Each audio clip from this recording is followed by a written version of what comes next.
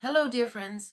This is Sofya Dorinskaya with you, President of the International Bureau for Human Rights in Mental Health and head of the Sofya Dorinskaya Center for Medical Information.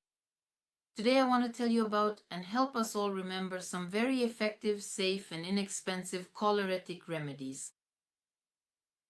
Choleretic remedies are needed to improve the secretion of bile from the gallbladder. And in cases of such medical conditions as a lack of muscle tone within the gallbladder, biliary dyskinesia, this specific kind of hepatic or liver insufficiency, and poor bile secretion, it negatively affects the entire complex process of systemic digestion and also impacts the functioning of the pancreas. Because the primary role of bile is to emulsify fats, which will then be broken down and processed more thoroughly in the gastrointestinal tract. In general, people who suffer from biliary dyskinesia are aware of it, and doctors prescribe them various medications. But continuing, in fact, the series of videos about simple, effective, and safe remedies that address various problems and have been used 20, 30, or even 40 years ago, that is exactly what today's video is dedicated to. So, a very effective and safe choleretic remedy is sorbitol. Sorbitol is a substance with a sweet taste that is prescribed to people suffering from diabetes as a sugar substitute.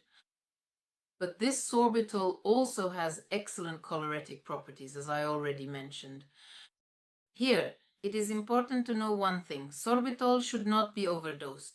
If the dose of sorbitol is too high, it will actually lead to worse bile secretion. But a tablespoon without a heap is exactly the dose of sorbitol that activates the bile ducts and improves bile secretion. That's the first point. So if you, your child, or your relative is prescribed choleretic tablets, there is also this very simple and inexpensive remedy. Most importantly, it is absolutely safe. The second procedure, which used to be very common in medicine, and I remember, for example, in a pioneer camp during a health shift, children who, according to indications, those with that very same biliary dyskinesia needed to improve their health during a sanatorium shift were given this procedure. That is, this is not a highly specialized medical procedure. Nurses in the pioneer camp used to do it. This is called a tubage. What is a tubage? It is a procedure that is done in the morning. The person, without getting out of bed, lies on their right side, where the liver is on their right side. They are given a glass of warm, non-carbonated mineral water.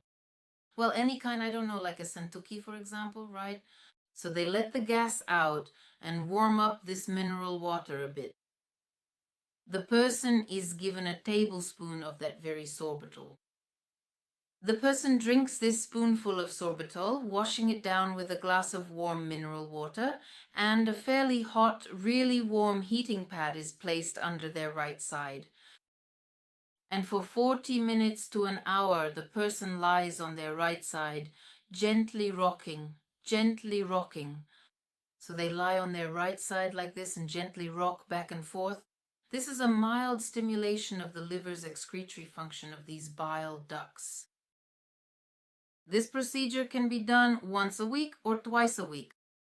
The one thing I really want to emphasize is this: you should absolutely never use choleretic agents without first consulting a medical professional. So these remedies, I want to remind both my fellow doctors and you, dear patients, never use choleretic agents on your own for one simple reason. If you have stones in your gallbladder, choleretic agents can cause a blockage of the gallbladder duct.